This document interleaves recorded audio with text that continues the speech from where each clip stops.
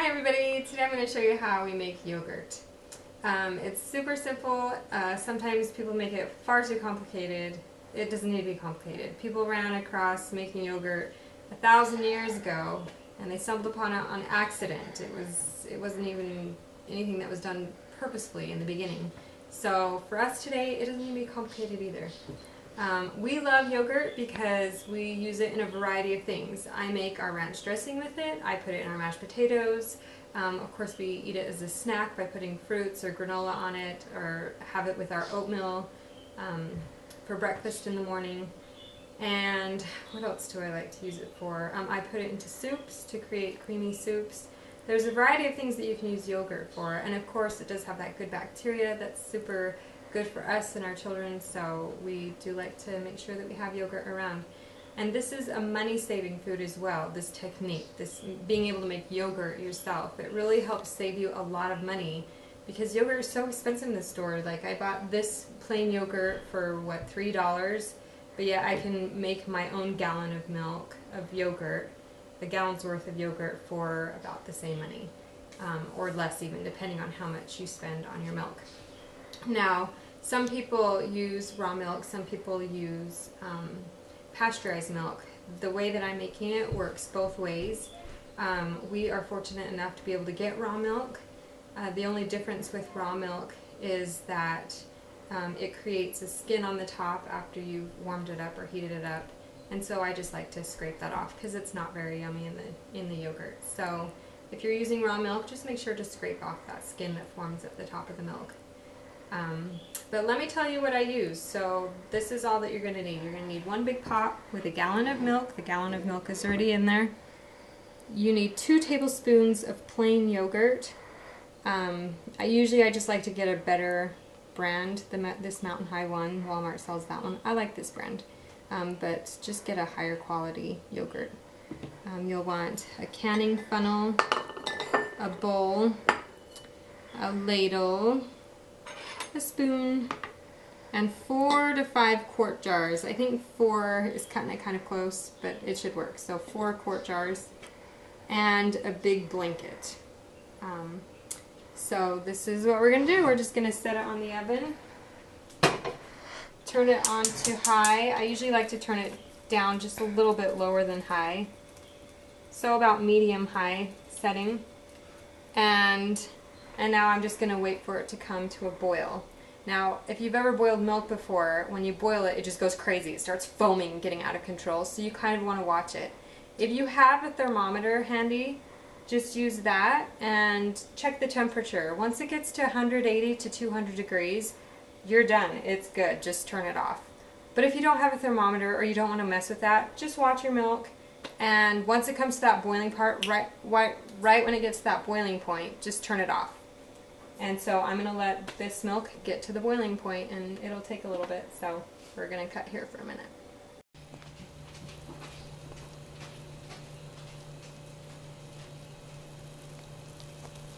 Once it gets to this point, just turn it off.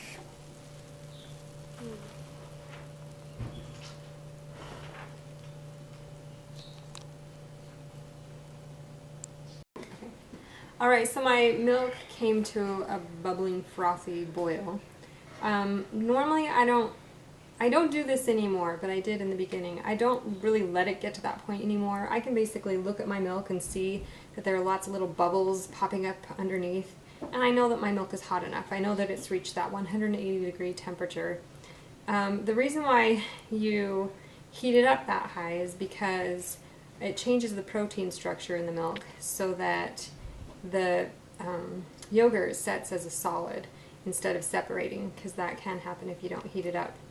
But for those of you who are able to get your hands on raw milk and kind of understand the health benefits of that and how lucky you are to be able to get that, and kind of are frowning upon the fact that I just boiled my raw milk to death, I'll show you how to make raw milk another time. If you're able to get your hands on raw milk, I'll show you how to make not raw milk, but raw yogurt another time.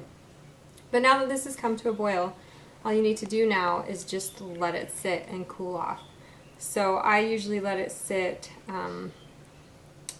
until, this is the way I do it, until I can put my finger in there for 2 seconds without it scalding my finger. So I just stick my finger in there, and if I can tell, oh, that's just way too hot, I know it's not quite done yet. Or, and usually this takes about an hour. It's just going to sit here for an hour, and I come and test it a little bit again. But if you have that handy dandy thermometer, a kitchen thermometer handy, then you can use that and test your milk. You want it to be somewhere between 110 and 120 degrees. Once it gets to that point, then I'll show you what to do next. Alright, so the yogurt has sat for 35 minutes. So just remember that after it's boiled, or come to that boiling point, or the 180 degrees, just let it cool down enough so that you can stick your finger inside of it and have it be in there comfortably for 2 seconds. But if you'd like to use the kitchen thermometer, just see if it's come to 110 to 120 degrees. Okay, so now I'm going to take my 2 tablespoons of yogurt and a couple ladlefuls of the milk. Put those in a bowl and mix them together. This is just so the yogurt that I have kind of turns into a more liquidy state, and we'll be able to just mix throughout the whole milk mixture. Once I've mixed that together, I'm just going to put it into the milk that's in the pot and mix that together just for about a minute, maybe 30 seconds. And now I'm just going to fill up my quart jars. I want to make sure that the jars are very clean.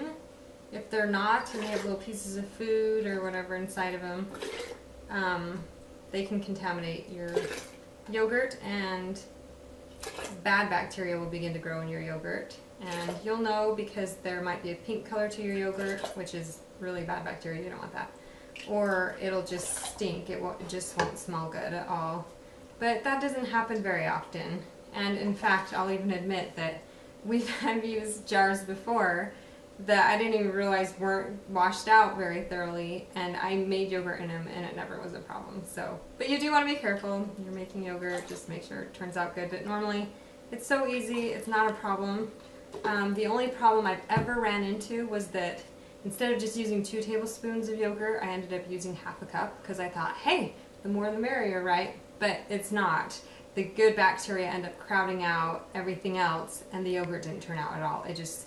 The next morning it just smelled like bad milk. So you'll know if your yogurt turns out or not, because you'll wake up and it'll magically be this thick, beautiful yogurt instead of something that just smells rotten and bad. So I'm just going to finish filling up these jars.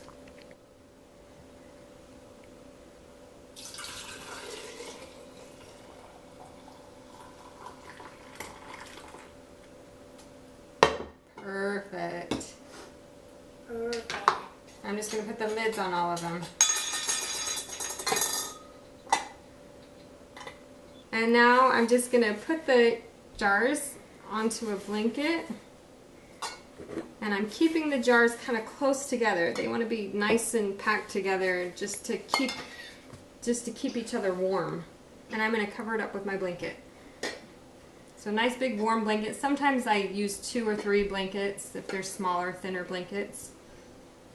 And I'm going to let this sit here for 8 to 12 hours and it will magically be done. The normal time is 8 hours. So usually what I do is I make my yogurt at night and then I wake up in the morning and ta-da, my yogurt is done. It's like magic.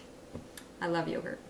So yeah, I will show you this in the morning once it's all done and ready to go. Alright, so it's morning now and the yogurt is done. As you can see, it's kind of a nice thick consistency in the jars.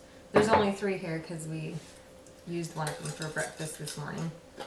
But as you can see, it's totally yogurt now, and I'm going to eat it with my granola this morning. Usually we sweeten our yogurt with a bit of stevia. This is, what is it, mixed berry flavored stevia. or a bit of honey is good too. But like I said, we use this yogurt for a lot of different things. I use it as a substitute for milk in things like waffles and pancakes, and we put it in our soups. We create ranch dressing with it, and I'll have a video coming up showing you just all the different ways that I use yogurt. And I have lots of other videos coming. Let me know if there's anything you want me to create a video about, and let me know if you have any questions about the yogurt or the yogurt making process.